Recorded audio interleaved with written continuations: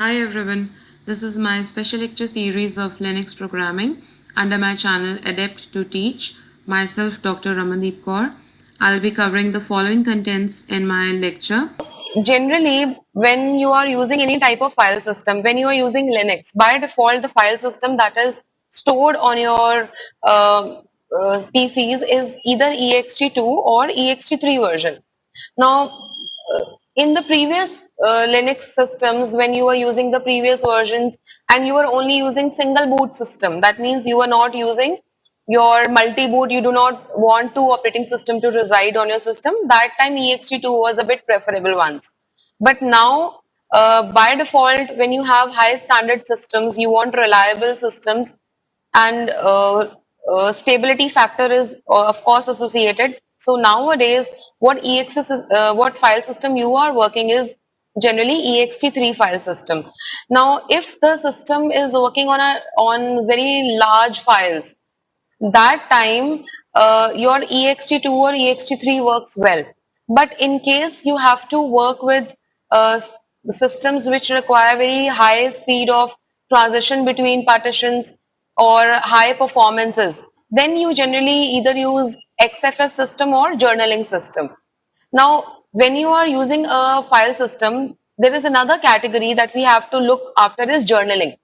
Journaling, as in the last lecture I also discussed, that whenever you are working on your system, you are directly not saving any data to your disk. What happens? You write the data at a temporary storage location. Now, journaling takes care of it. It creates a log. From that log, it converts it into a transaction, and the entire transaction is stored on your hard disk. So when this transaction from your log to your hard disk is complete, then it is said that you have written the data. If in between some problem happens, then journaling is capable of recovering from the crash. The logs that are created, journaling is basically a log. It is a journal that is created wherein entry for whatever you have done is created in a very shortened up manner, in a compact size. So what they do is, what this journaling system does is, if in case, let's say we were in the process of saving the file from the log to our system, to our hard disk drive, in between, if it fails, then there are sufficient information that is retained by your journal, so you can recover from the crash. Or if your system shutdown was very abrupt, in between there was a power failure, and because of which you could not save the data onto your system. So journaling is capable of recovering from those crashes, those unclean shutdowns, those uh, problems that arise on the runtime. But if you want to use journaling, it has a cost. The cost is in terms of performance, the cost is in terms of speed. Because since you are first storing the entire data on a temporary storage, then from there you are creating a log. From that log, you are storing the data onto your hard disk, and after that you are clearing the uh, irrelevant information from the temporary storage. So this process does cost on performance. So it is we who have to decide that whether we want a stable system which can recover easily from the crash, or we want a system which is very fast enough so we can switch on between the partitions. So that is a criteria, where one criteria where you will think about that which type of file system has to be used. Another thing, when you are using journaling, it is consuming some part of your disk space also. So that temporary location is also has to be some location. So some part of your disk is reserved for your journaling system. So you need to have extra amount of space, because that space which is used by log to create logs, the rest of the space is only available. Some space is always be occupied by your journals.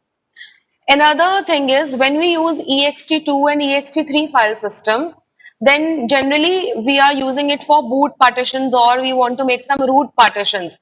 We want to create some major heads directory structure we have to create. For these purposes, we generally use ext2 or ext3 file system. But ext file system can also be worked upon when you need some compatibility, or when you want a multi-boot system. That means you want a system which is compatible with Windows as well as at the same time it is compatible with Linux.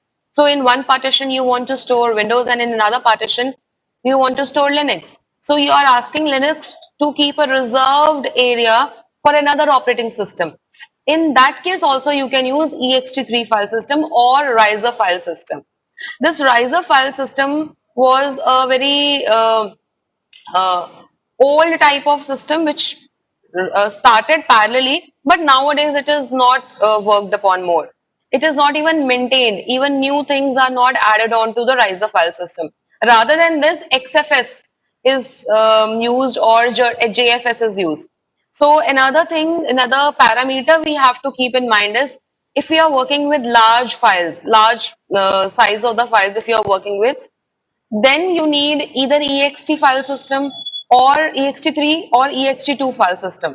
If you have very smaller file size and you want to jump in between the partition, you want a greater the speed and greater performance of the system.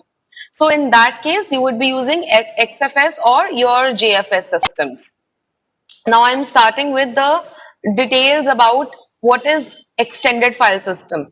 Like in the previous lecture, the basic features we discussed was when we were using the Minix operating system, that time the memory size was 64 MB.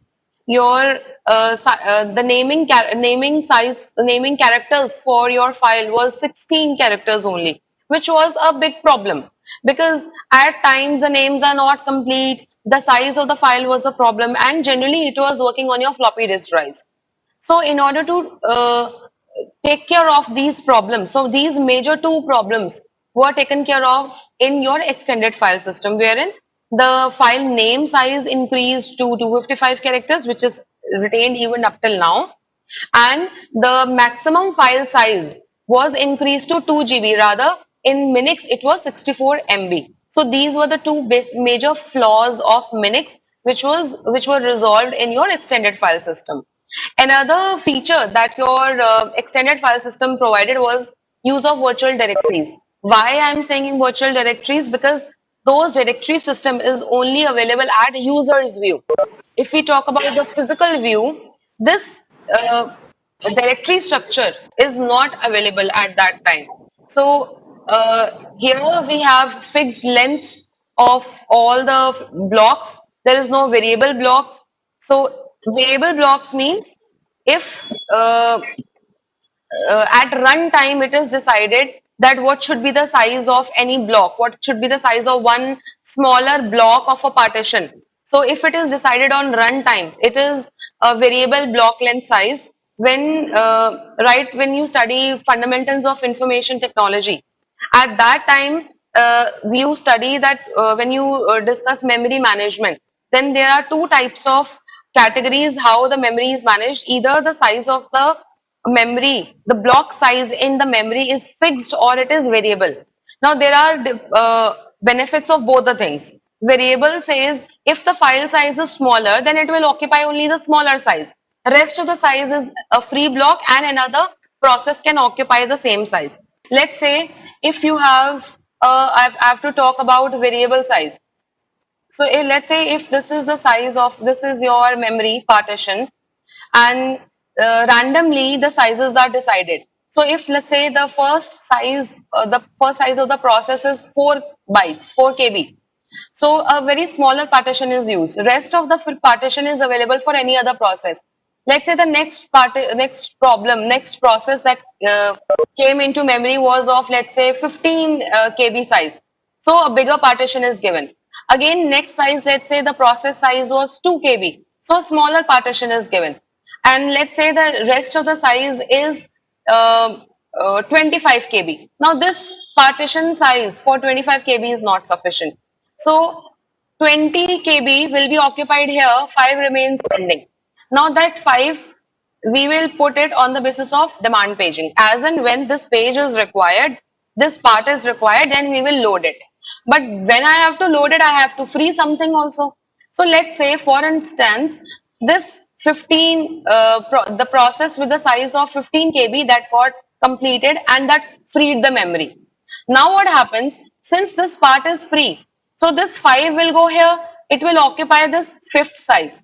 Now this portion is again empty. So in between, when the blocks get freed, now let's say I have another file size of 60 KB, which says I want the complete memory allocation in one go. I will not go in parts, because let's say it is a installation drive, installation file, and it has to occupy the entire size. So this size will remain, keep on pending till the time it gets a 60 size completely. Now, even if in between, let's say you get some partitions free, let's say this partition also becomes free. Maybe this partition size was 30 and maybe this partition size was also 30. Together it becomes 60. So file could have been occupied if it was a contiguous space, but there is no contiguous space, it is segregated. This is called external fragmentation. So this problem is external fragmentation. When you have memory, free blocks of memory available at different locations because of variable size of your memory blocks. So when you have variable size of the memory blocks, then you have free size, but that is sparsely populated. So you can't load your complete, you can't break your files into parts and load it. You want a contiguous space. So that space is free, but you can't use it. This problem is called your external fragmentation. On the contrary, if I talk about fixed size blocks, then fixed size block says you have a memory and in that memory you have fixed size partitions. So if a file does not fix here, then indirectly, then it will be broken down and one indirect link will be created. That's what we discussed when we studied the inode structure. If again the file is not cannot be stored complete here, then you have another indirect link and you have further more blocks wherein you can store the data. Now, if in between, let's say some space gets vacant, and let's say let's increase the size. In between, let's say the space gets vacant. This is a fixed memory size. Now, whenever the data is stored on your disk, it is in a cylindrical fashion. It is in a small sector-wise manner. So, similar type of data, the system tries to store it at contiguous locations. Like the textual files are stored at some locations, video files are stored at some locations. But as and when you try to get more and store more and more data, depending upon what is the free size available, it gets haphazard, it gets mixed up. So again, in between, some free block sizes available. So what we do, we run a disk fragmenter, that defragmenter. What that defragmenter does, it will locate similar types of file at similar locations, at contiguous locations, different category of files at different locations, like video files at one contiguous sector, and your textual file at one contiguous sector, and your installation file, binary files, executable files at one contiguous sector. So now whatever locations you get, approximately you will get some contiguous location. Now storing the data and fetching the data, storing the pointers and fetching the data becomes less expensive. You don't have to go around the sector every time. You don't have to rotate the cylinder, and you can easily locate the data. So sometimes it gives you contiguous location of data to store the file. Sometimes if it is not available, then you have to manage with whatever is possible. So this fixed size partition, when these places are available in between, this is called internal fragmentation. When some fragments have been occupied and some fragments are free for storage. But again, if a file size is bigger, you have to break it into parts, then you have to store indirect link, then double indirect link pointer, then triple indirect link pointer. The more are the number of links, the more addressing you have to take care of, the more time it is going to access to reach to the particular data. So what we do is we try to run disk fragmenter, which will reallocate the files, and it will try that whatever contiguous location is available, you can store the data, so it will reduce the access time.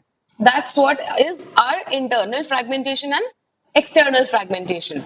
Now, this type of problem does arise, this internal fragmentation problem does arise when we were talking about simple extended file system, because we have fixed length blocks. Even majority of the systems that you are using, the hard disk systems, you are using the file systems which is working at the back end, it is working on this fixed length block. Rarely are the systems which are using variable length blocks because it is suffering a lot of problems of external fragmentation. So every time it's pretty difficult to take care of. Now, another feature that your EX extended file system is using is that's your inode system. Inodes means for every file we create a unique number, and whatever are the number of files that are stored in your system, every file has got a unique number. Now what is the indexing of that file? Which file is stored at what location with what number? For that we create a inode table. So when we started with your ext file system, the first file system, then inode number was a bit restrictive. We were only storing the basic details of the file, like who's the owner, who's the group, what are the access permission, and what are the direct and indirect block. But the timestamp was a major drawback. We were only storing the details of what is the date time creation for a particular inode number.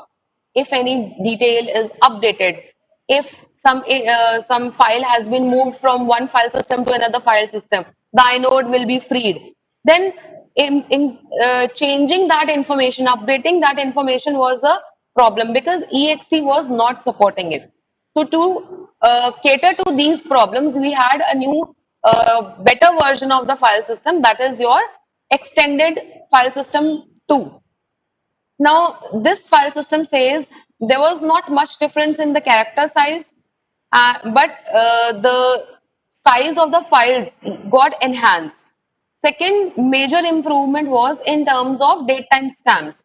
So you could easily track what is the last date of modification. You could track who modified it and when was it last accessed. So these, you could track the changes. If you had to track what changes were done when, you could see the history. This timestamp was maintained in your inode. So that was an improvement over your ext file system. Another thing, beneficial improvement over ext was your improved algorithms for accessing the data. How do you store the data and how do you access the data? And automatically improved speed also. Because if there are better ways of data arrangement, memory arrangement, then you can easily pick the data and you can easily read the data. Now, I'll be using a word here for storing for the maximum size of the file, that is GIB. GIB stands for gigabyte. Now, in general, we use two terms. We use GB and we use GIB. So, one term we use is GB. GB is equivalent to 1000 MBs. That means 10 raised to the power 3 MB. But when we say GIB, that is equivalent to 1024 MIBs. So generally, when we do the, we talk about the data transfer rate or the size in terms of Linux, in terms of any operating system, basically we are supposed to use GIB because we say 1 byte is equal to 1024 bits. Then 1 MB is 1024 KB. We say always say 1024, but we are still using the word KB or MB or GEB.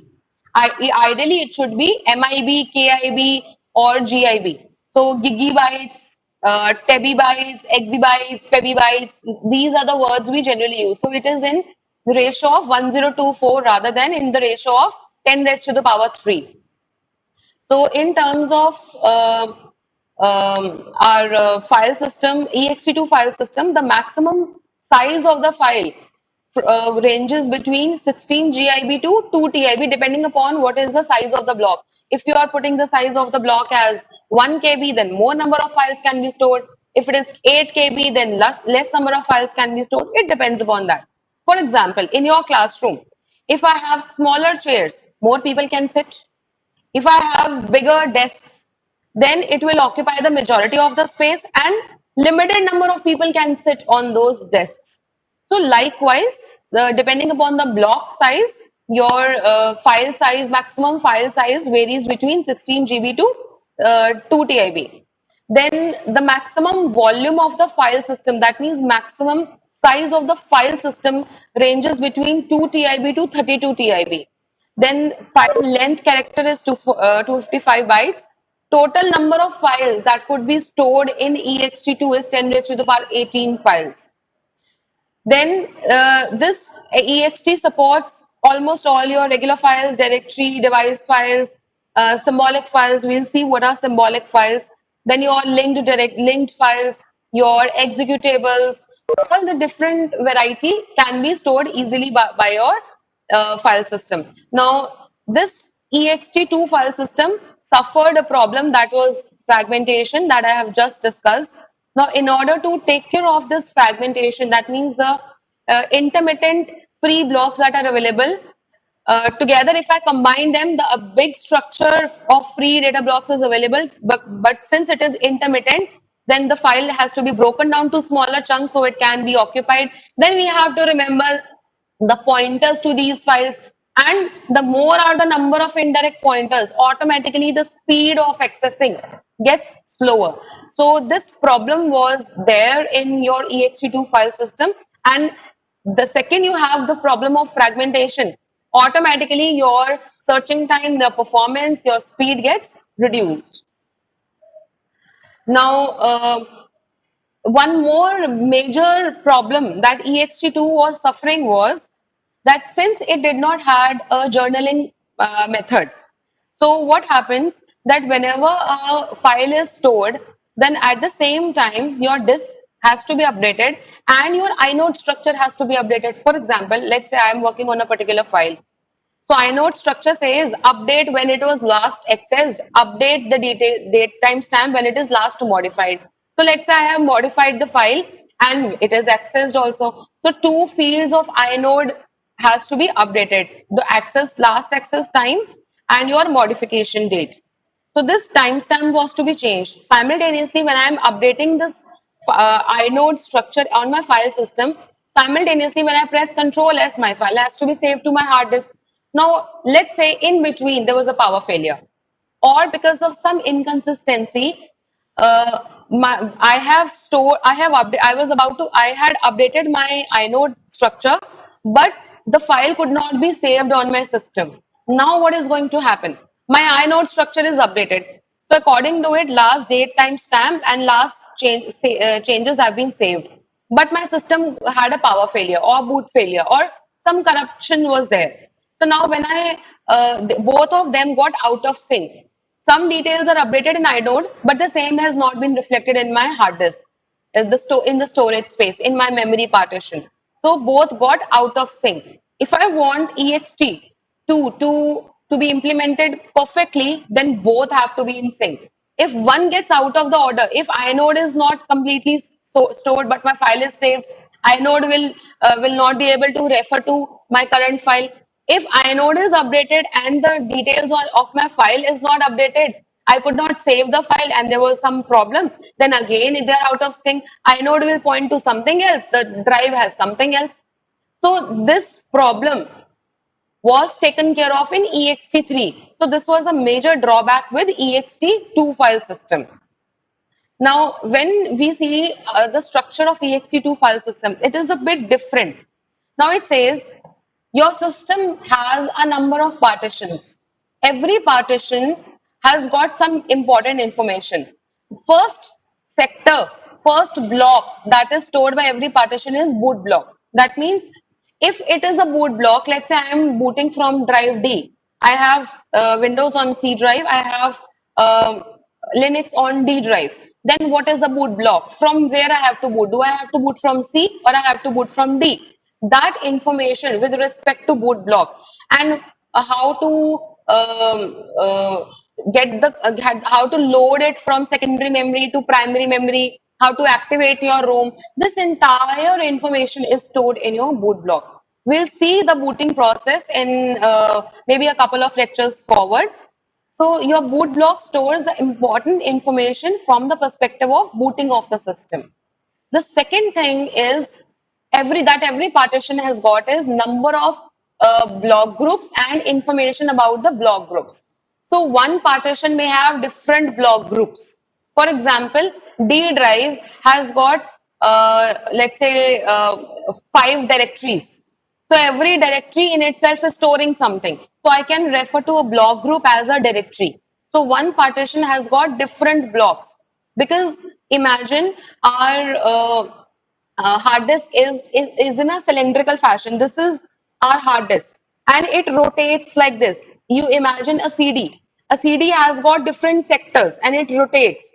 So a pile of CDs makes your hard disk. So when you store something, it has to move either clockwise direction or it has to move in anti-clockwise direction.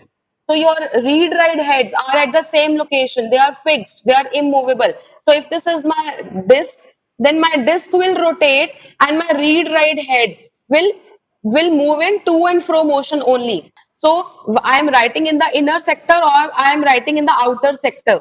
That's what is decided by our boot blocks. So different partitions of your disk is basically your boot blocks. So one partition D has got different boot blocks.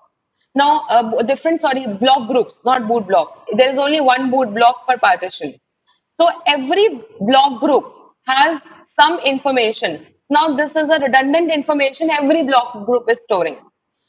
First information is super block, then group descriptors, then data block bitmap, then inode bitmap, then inode table, and the actual set of data blocks which are available for storing your file.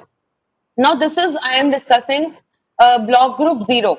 The same information is also maintained by block group 1, block group 2, and block group n. So these two things, the super block group, super block and group descriptors, they are same in all the groups.